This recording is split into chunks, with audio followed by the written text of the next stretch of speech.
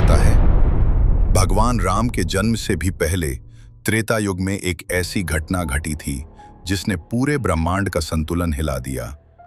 युग बदलते रहे, धर्म करवट लेता रहा, लेकिन इस कथा का रहस्य आज भी लोगों को हैरान कर देता है। क्या आप जानते हैं, कुछ सवालों का जवाब आज तक किसी को साफ नहीं मिला। क्या भगवान विष्णु ने महान राजा बलि के साथ छल किया था या उन पर कृपा की थी? क्या राजा बलि आज भी जीवित हैं? अगर हाँ तो कहाँ? उनका अगला जन्म किस रूप में होगा? और क्यों दक्षिण भारत में ओणम का पर्व राजा बलि की वापसी के रूप में मनाया जाता है? इन सभी सवालों का जवाब और वामन अवतार की अद्भुत कथा आप जानेंगे इस वीडियो के अंत तक, तो बने रहिए हमारे साथ। श्रीमद् भागवत पुराण में वर्णन मिलता है असुर सम्राट महाबली का। दानवीरता और पराक्रम में अतुलनीय, विरोचन के पुत्र और महान भक्त प्रहलाद के पोते इतनी शक्ति अर्जित की कि तीनों लोकों पर उनका अधिकार हो गया। देवता स्वर्ग से वंचित हो गए और ब्रह्मांड का संतुलन डगमगाने लगा। देवताओं की माता अदिति अपने पुत्रों की यह दशा देखकर व्याकुल हो उठी। उन्होंने तपस्या की, आर्त भाव से भगवान विष्णु को पुकारा, और जब उनकी भक्ति ने आकाश को भी कंपा दिया तो स्वयं श्री हरि प्रकट हुए और वचन दिया, मैं तुम्हारे पुत्र रूप में अवतरित होकर धर्म की रक्षा करूंगा।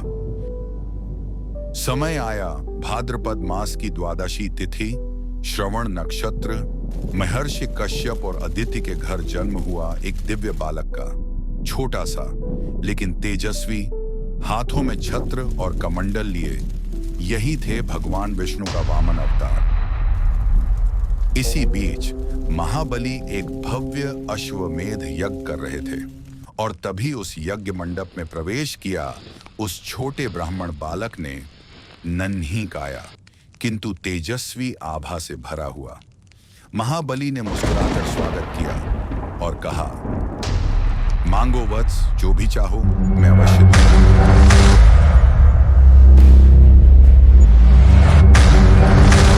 राजन, बस 3 पग भूमि चाहिए जिसे मैं अपने पैरों से नाप सकूं। महाबली, सावधान रहो, यह कोई साधारण ब्राह्मण नहीं, स्वयं विष्णु हैं। इनके माया जाल में मत फंसो। गुरुदेव, मैंने वचन दे दिया है।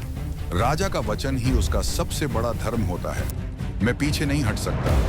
महाबली ने बिना झिझके वचन दे दिया, और जैसे ही उन्होंने जल अर्पित कर संकल्प किया, वामन का रूप बदलने लगा।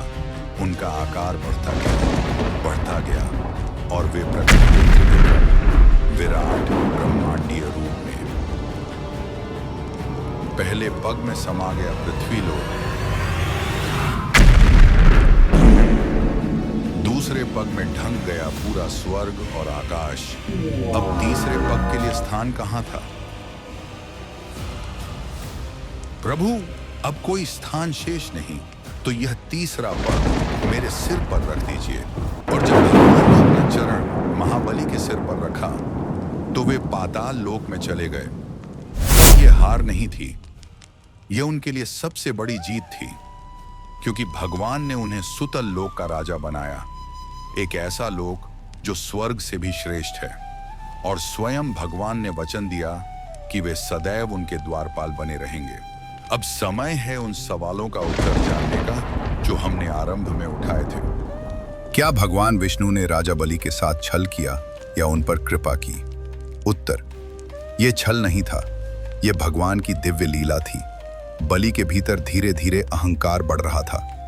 भगवान ने उनके दान और भक्ति को ही साधन बनाया ताकि वे पूर्ण रूप से समर्पण कर सकें।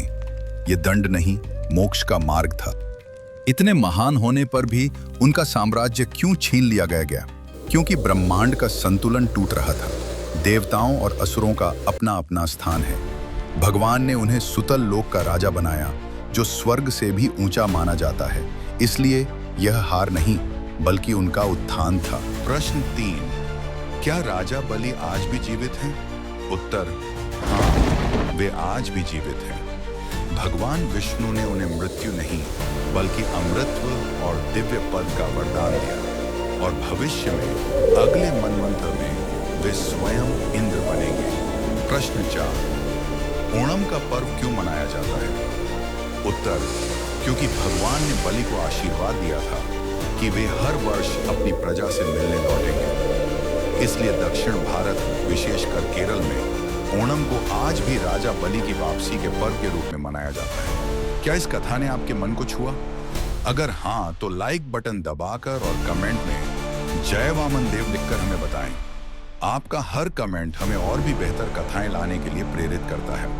ऐसी ही दिव्य और रहस्यमयी गाथाओं से जुड़ने के लिए हमारे चैनल सक्सेस रहस्य मंत्रा को सब्सक्राइब जरूर करें।